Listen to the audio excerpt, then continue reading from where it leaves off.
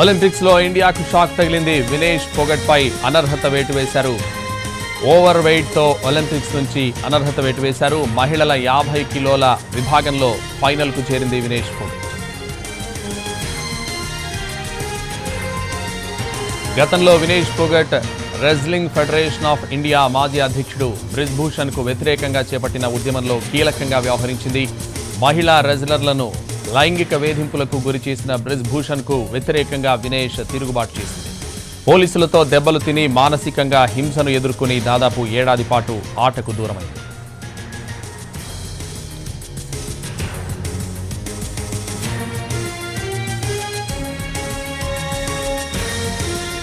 Olympics లో ఇండియాకు shock తగిలింది. వినేష్ ఫోగట్ పై అనర్హత వేటు పడింది. ఓవర్ వెయిట్ కారణంగా అనర్హత ప్రకటించారు. మహిళల 50 కిలోల విభాగంలో ఫైనల్ కు చేరింది వినేష్ ఫోగట్. పథకం గ్యారంటీ అని అంతా సెలబ్రేషన్స్ చేసుకుంటున్నారు. ఇంతలోనే ఆమెపై అనర్హత వేటు పడింది.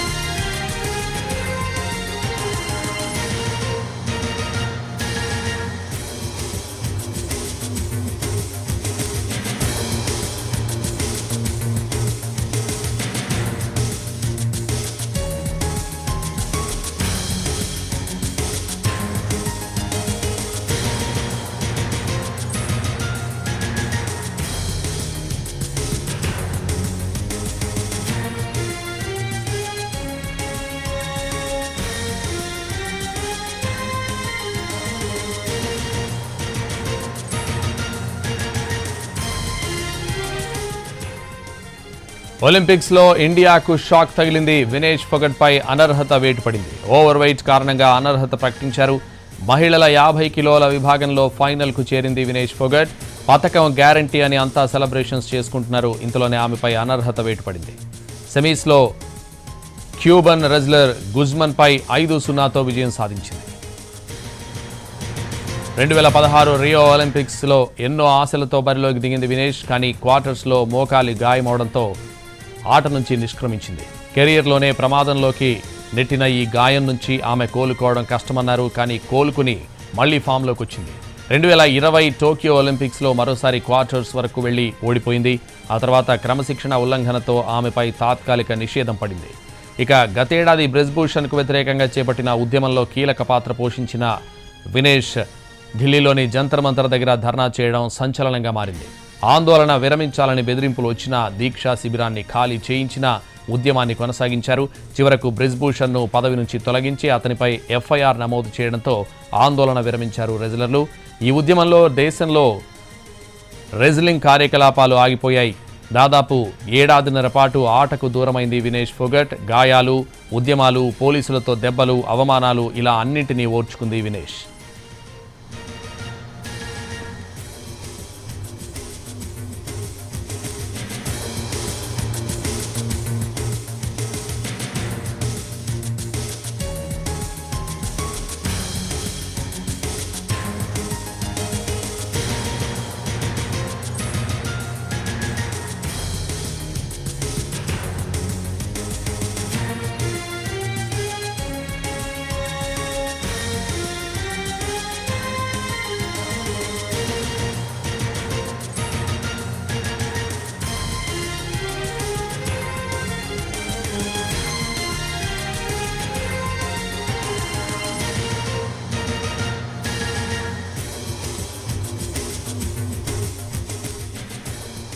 ఒలింపిక్స్ లో ఇండియాకు షాక్ తగిలింది. వినేష్ ఫోగట్ పై అనర్హత వేటు పడింది.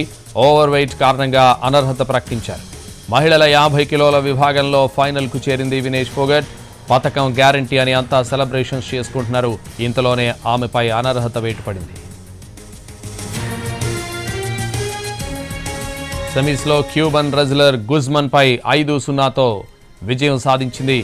2016 రియో ఒలింపిక్స్లో ఎన్నో ఆశలతో బరిలోకి దిగింది వినేష్. కానీ క్వార్టర్స్లో మోకాలి గాయమవడంతో ఆట నుంచి నిష్క్రమించింది. కెరీర్నే ప్రమాదంలోకి నెట్టిన ఈ గాయం నుంచి ఆమె కోలుకోవడం కష్టమన్నారు. కానీ కోలుకుని మళ్లీ ఫామ్లోకి వచ్చింది. 2020 టోక్యో ఒలింపిక్స్లో మరోసారి క్వార్టర్స్ వరకు వెళ్లి ఓడిపోయింది. ఆ తర్వాత క్రమశిక్షణ ఉల్లంఘనతో ఆమెపై తాత్కాలిక నిషేధం పడింది. ఇక గతేడాది బ్రిజ్భూషణ్కు వ్యతిరేకంగా చేపట్టిన ఉద్యమంలో కీలక పాత్ర పోషించిన వినేష్ ఢిల్లీలోని జంతర్ మంతర్ దగ్గర ధర్నా చేయడం సంచలనంగా మారింది. ఆందోళన విరమించాలని బెదిరింపులు వచ్చినా దీక్షా శిబిరాన్ని ఖాళీ చేయించిన ఉద్యమాన్ని కొనసాగించారు. చివరకు బ్రిజ్భూషణ్ను పదవి నుంచి తొలగించి అతనిపై ఎఫ్ఐఆర్ నమోదు చేయడంతో ఆందోళన విరమించారు రెజ్లర్లు. ఈ ఉద్యమంతో దేశంలో రెజ్లింగ్ కార్యకలాపాలు ఆగిపోయాయి. దాదాపు ఏడాదిన్నర పాటు ఆటకు దూరమైంది వినేష్ ఫోగట్. గాయాలు, ఉద్యమాలు, పోలీసులతో దెబ్బలు, అవమానాలు ఇలా అన్నింటినీ ఓర్చుకుంది.